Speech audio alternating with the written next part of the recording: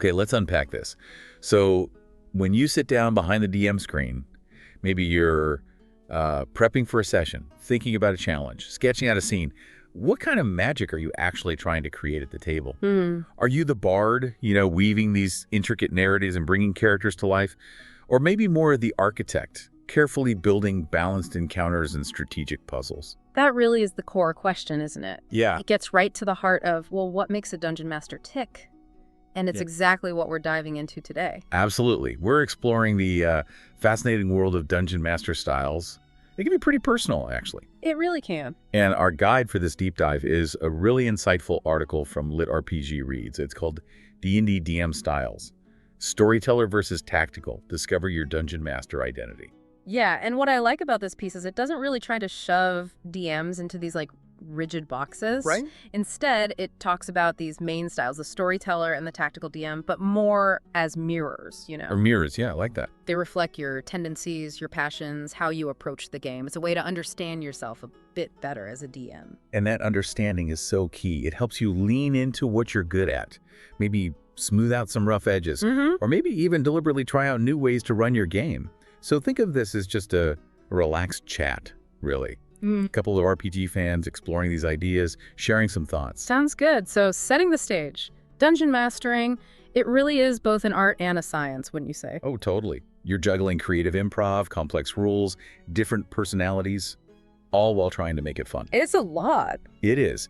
And the article points out that while every DM is unique, most of us kind of gravitate towards one of these two broad approaches, storyteller or tactical. But, and this is important, they stress these are just guideposts, not strict labels. Exactly. Not boxes. Think of it more like a spectrum. Honestly, most DMs I know, myself included, we live somewhere in the middle. Yeah, me too. You pull tools from both sides, right? Yeah. Depending on the moment, or the players, or the adventure itself. Exactly. The article frames it as a playground, which I love, not a battleground. Good distinction. Yeah, there's no right or wrong way here. Both styles can create absolutely amazing, memorable games. Understanding where you lean, it's not about finding a flaw. It's identifying a strength you can hone. Right. And just as importantly, it gives you maybe a direction for growth. It makes you ask yourself, what part of DMing really gets you excited? Is it guiding players through that big, gripping story? The emotional roller coaster. Yeah. Or is it designing those really clever challenges where smart tactics win the day? Okay, so let's maybe dive into the storyteller DM first. Get a feel for that end of the spectrum. The article paints them as, the bards and playwrights of the table. Yeah, they see the game table almost like a stage. Players, NPCs, they're all actors in this unfolding saga. Their focus is really heavy on atmosphere, right? Deep character arcs, building these super immersive worlds. Intricate mysteries, emotional journeys, plot twists are definitely their jam. Oh, yeah. And their approach to rules is interesting. Rules are important, sure, but only if they serve the story. A storyteller DM, they won't really hesitate to bend a rule or maybe ignore it for a second if it makes a moment land better. Totally. They're all about rewarding imaginative solutions, creative role-playing, ideas that maybe break the mold mechanically but are just brilliant for the story. Narrative first. You can feel it in their sessions, can't you? They often have these moments of real heartbreak or triumph or genuine surprise. Yeah, the world feels alive. NPCs feel complex, like they have stuff going on even when the players aren't around. It's all about immersion, connection, getting players really invested emotionally. So how do you know if this might be you? The article gives some good signs, like how much detail do you put into your NPCs? Right. Are you writing pages of backstory for someone the party might just meet for 5 minutes? Guilty as charged sometimes. That shows a deep investment in the world itself. Or think about combat. Do you ever adjust difficulty on the fly? Maybe fudge some hit points, bring in reinforcements, not strictly for balance, but because the story needs the fight to feel more desperate or end quicker. Classic storyteller move. Absolutely. And if you live for plot twists and secrets, always planting clues for the next big reveal. Yeah, strong indicator. You prioritize getting players immersed, getting that emotional buy-in, sometimes more than sticking to the letter of the law in the rulebook. Sessions might have tough moral choices, gray areas where player decisions have real, sometimes messy story consequences. And the descriptions. Often really lavish, painting these vivid pictures. Right, drawing you in. And you love it when players get creative, even if their idea totally bypasses the encounter you planned. Yeah. For a storyteller, failure isn't usually a dead end. It's just the start of a new, interesting complication in the story. Sounds amazing for players who love that deep character stuff, and seeing their actions really matter, really change the world. It really can be. But the article also points out potential downsides, like players who really crave rules clarity or want that tough tactical challenge. They might feel a bit adrift if things seem too bendy, or if challenges feel like they're being manipulated just for drama, not based on consistent logic. Yeah, fairness can become a concern for some players if rules shift too much. So the balance for a storyteller is finding ways to keep enough rules consistency, enough strategic bite to keep everyone engaged, even when story is king. Okay, shifting gears then. Let's look at the other end. The tactical DM. The architects. Exactly. Masters of the rulebook, lovers of challenge and structure.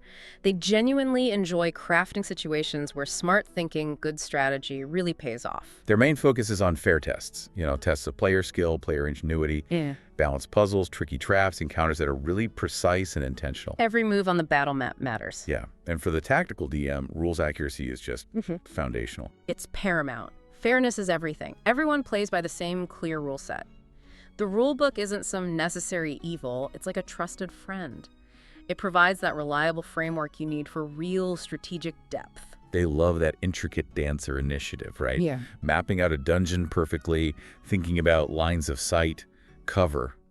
And players needing to manage resources carefully, piece together clues logically, puzzles and traps, reward planning, paying attention to detail. Sessions run by a tactical DM, they often feel very precise. Intentional. Yeah, encounters are often carefully tuned for balance, maybe using CR calculations or similar tools. Stakes are usually crystal clear. And clever play, using the rules smartly, gets explicitly rewarded.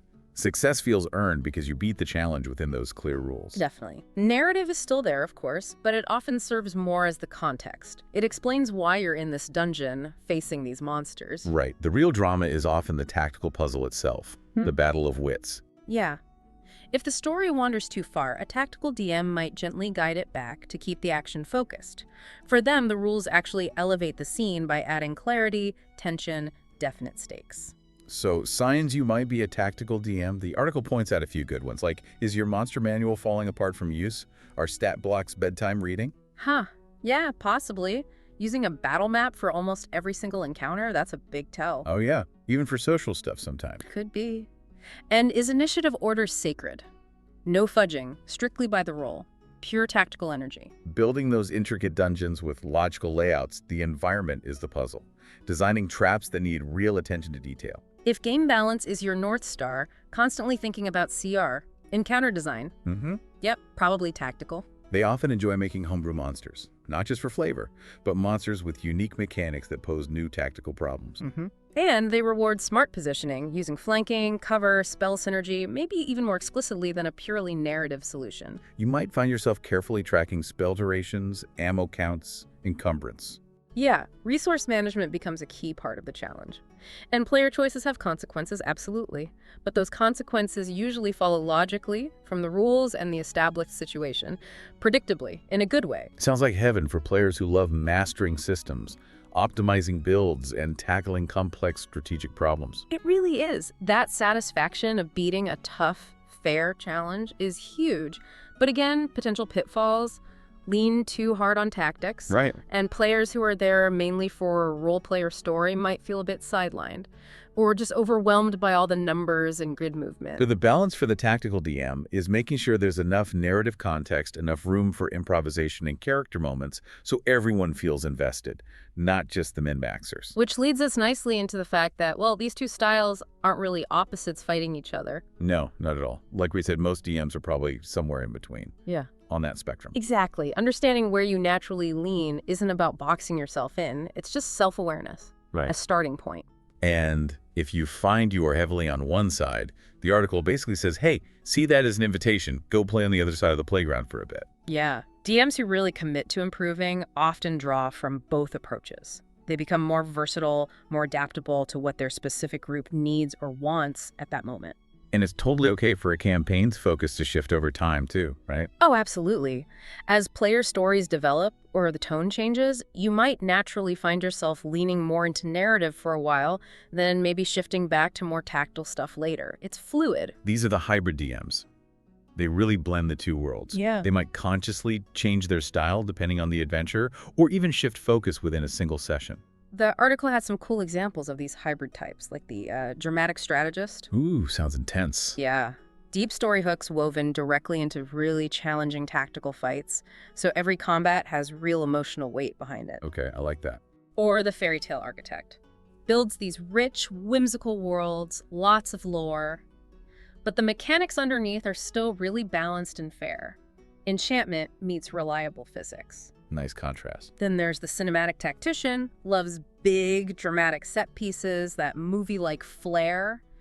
But the action itself stays clear, follows the rules, focuses on smart tactical choices. Style and substance. Right. And finally, the adaptive adjudicator. This is someone who's really tuned into the table's energy, reads the room, Oh, okay. and they're willing to consciously shift focus mid-game, lean into role play if players are feeling it, or ramp up the tactical challenge if things are getting slow, whatever serves the moment best. So being a hybrid DM isn't about being wishy-washy. It's about having a bigger toolkit. Exactly. You play to your strengths, but you can pull out other tools when the job or the group calls for it. Which brings us to maybe one of the most crucial skills for any DM, matching your style to your players. Oh, huge. Absolutely vital. Because every group is different, right? Different personalities, different things they find fun in D&D.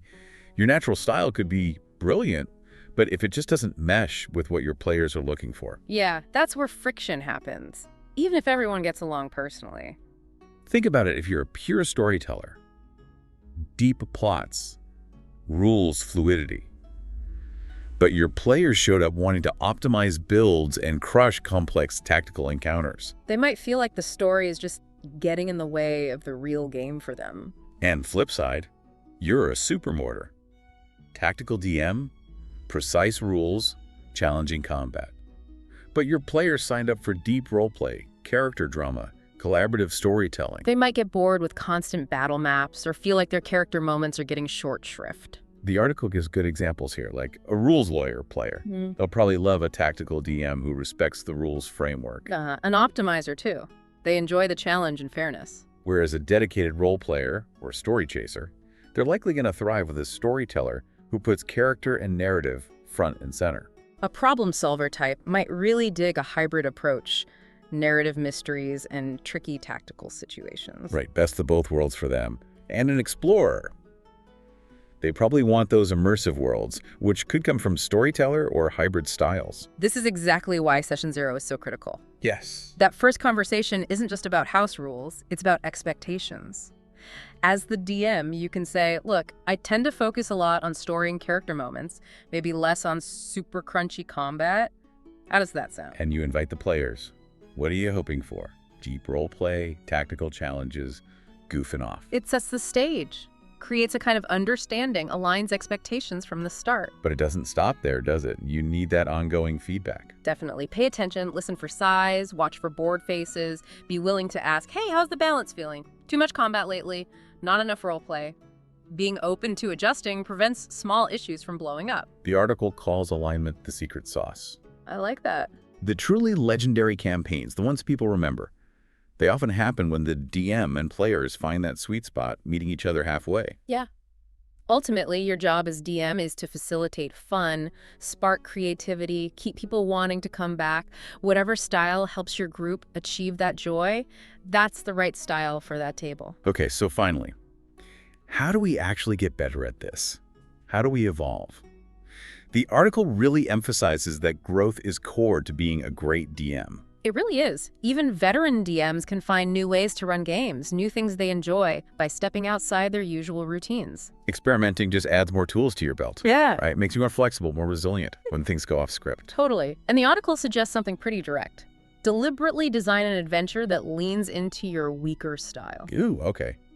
Like if you're a natural storyteller. Try running a really tactical dungeon crawl. Focus on the map, the traps, the balanced encounters. And if you're normally tactical. Challenge yourself with a session that's almost all social interaction. Political intrigue, character drama, no combat planned at all.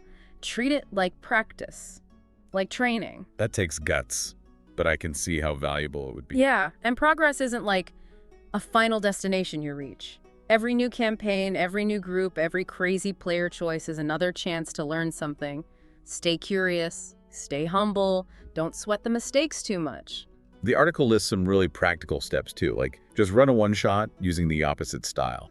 Low stakes, good learning opportunity. Or, this is a great one, play as a player in a game run by a DM who really embodies the style you want to learn. See it from the other side of the screen. That's invaluable perspective. You could also study actual plays podcasts, streams where the DM clearly uses the style you're aiming for. See how they handle things. Yeah, or if you're tactical, try consciously mapping out the emotional beats of your next session beforehand.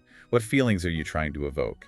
And if you're a storyteller, maybe try introducing just one significant plot twist during a combat encounter. See how you handle weaving story into the action on the fly. Little experiments, stepping stones. Exactly. Versatility really is a huge asset for a DM. It makes you better able to create great experiences for more kinds of players, and honestly, it makes DMing more fun for you too. It's just continuous evolution. So thinking back to that first question, what kind of magic do you try to create? Dungeon mastering is this amazing living art form, isn't it? Defined by that constant interplay between story and mechanics. Yeah, narrative and strategy dancing together. Both the storyteller and the tactical DM bring incredible, unique magic to the table. They can both run unforgettable games. Your natural style. It's not a cage, it's just your home base on this huge, awesome playground. Neither one is better than the other, period. What matters is how well you understand your strengths and use them to serve your group right here, right now. Finding that harmony comes from knowing yourself, being curious, and being willing to try new things. So take a moment. Think about what really makes your session sing. Be honest about where you feel strong and maybe where you feel you could stretch a bit. And then maybe next session, try one little thing outside your comfort zone. Just see what happens. Growth might feel awkward sometimes. You might fumble a bit, trying a new approach. That's okay. That's part of learning. Those little experiments pave the way for finding new techniques, creating even cooler moments down the road. Be fearless in adapting. Really listen to your players, what they say and what they don't say. The truly great DMs, maybe they aren't just masters of rules or masters of stories. Maybe they're masters of adaptation. Always tuning in, always adjusting, always trying to create something special with their specific group at their table in that moment. Well said. And on that note, a huge thank you to LitRPG Reads for the article that sparked this whole conversation. Really great stuff. And a special shout out to Paul Bello, a fine fellow indeed, for putting that perspective out there. Absolutely. And we genuinely love to hear from you listening. What's your DM style journey been like? Are you a diehard storyteller, a tactical genius, somewhere in that fascinating space between? What have you learned? Let us know. Share your experiences.